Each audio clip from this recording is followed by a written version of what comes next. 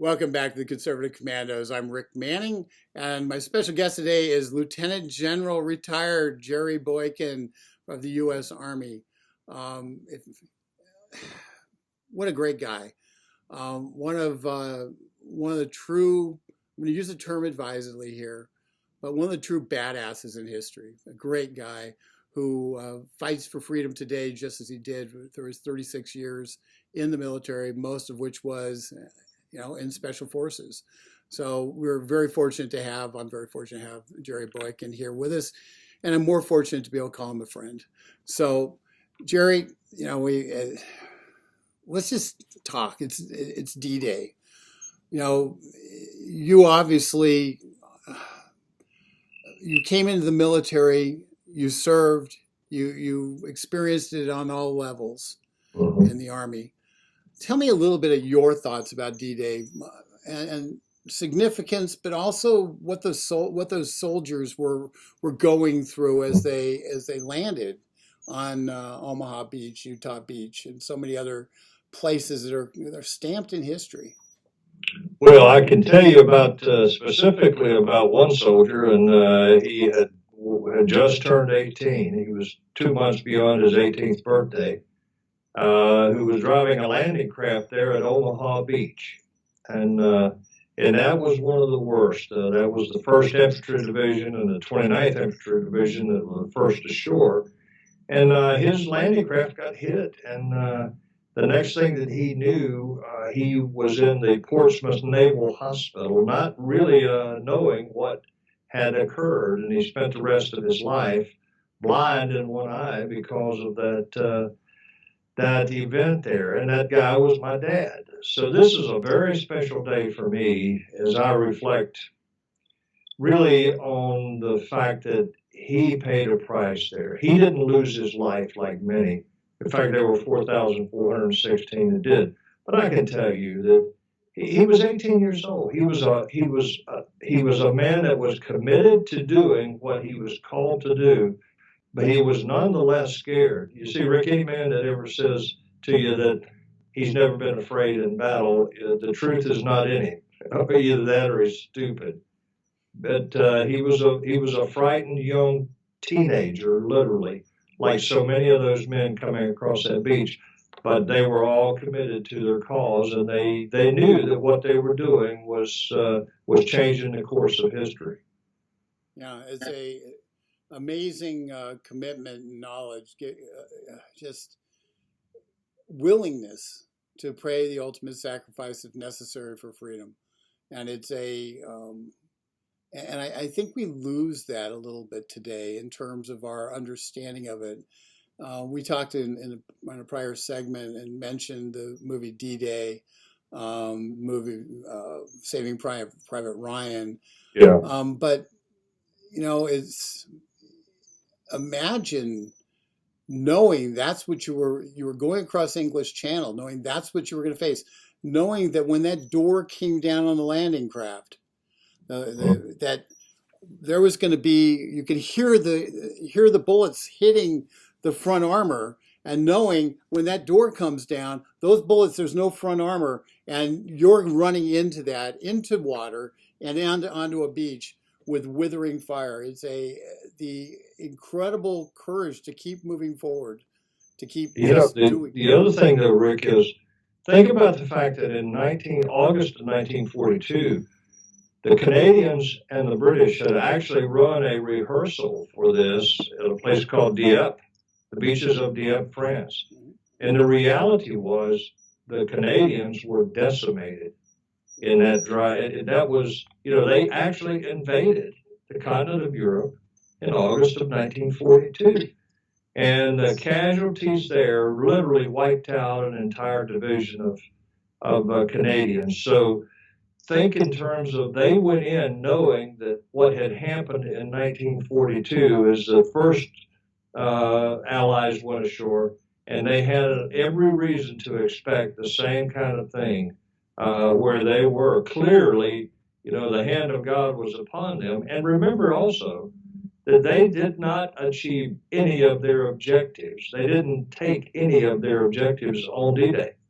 by the end of the day, when the sun went down, they had not taken St. Lo, Cherbourg, the port, or Bayeux, or Carentan. They hadn't taken any of those, but what they had succeeded in doing was getting Allied troops on that shore so that they could begin to push inland. Yeah, that's important. This was it wasn't only the they were still essentially on the beach. They'd taken the cliff tops, climbing 1,000-foot cliffs to take out the Germans who were shooting from above. Imagine that. It's a just the incredible acts of just doing what you have to do. At some point, you're on the beach, you're shooting at you. You got to do something, so you got to move forward and you got to try to survive, and it's a way to survival.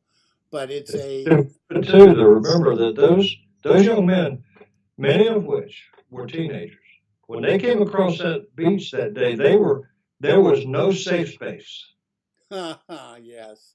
The only safe space for them was on the other side of the German lines, and it took them a couple of days to get there. So just think about the robust hardiness of today's, or lack of today's young men that age, and what we had in 1944 representing America. We had tough young men, many of which had grown up in the factories, grown up on the farms, grown up in the Great Depression and so forth. They went in there with a different attitude. They went in with a transcendent cause, and that transcendent cause was to change the course of world history. And you look around today, and you see some of the youth today, the millennials, and you really wonder if they even understand the concept of a transcendent cause. Well, I'll often have this conversation. I think you're exactly the right guy to have this with. And we've got about 2.5 minutes left in this segment, but we can move on to the second segment if needed. I then, on the other hand, I look at our Navy SEALs. I look at our men in arms, men and women in arms, and I look at what they go through, what they are willing to carrying 80-pound packs through 100 plus degree heat, the hardship and privation that they go through around the world to defend freedom, and not knowing if the next time the wheel turns on the Humvee, if they're going to hit an IED or not.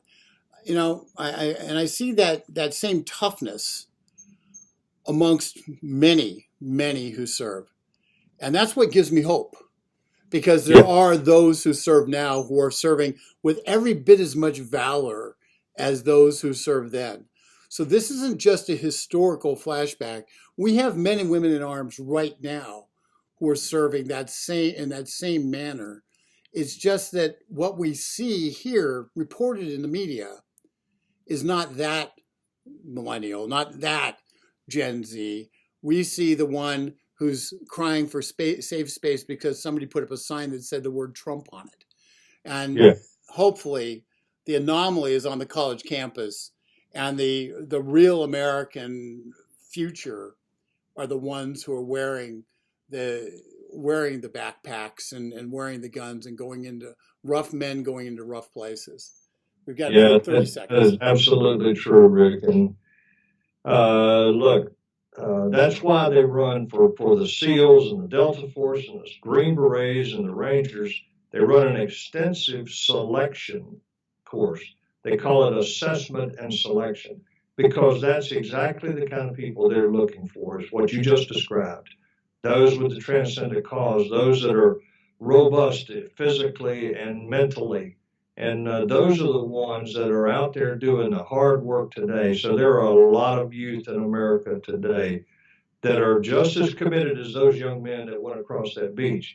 But you're right, the ones that get all the attention are the squeaky wheels that are looking for safe space and social justice and looking for counseling when bad things happen to them.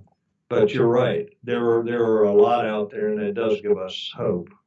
Folks, you're listening to Conservative Commandos. I'll be right back with Lieutenant General retired Jerry Boykin, one of the great men both in American history and today fighting for freedom as we speak. We're going to talk a little bit about the fight for freedom in the next segment. So stay right tuned. We will be right back.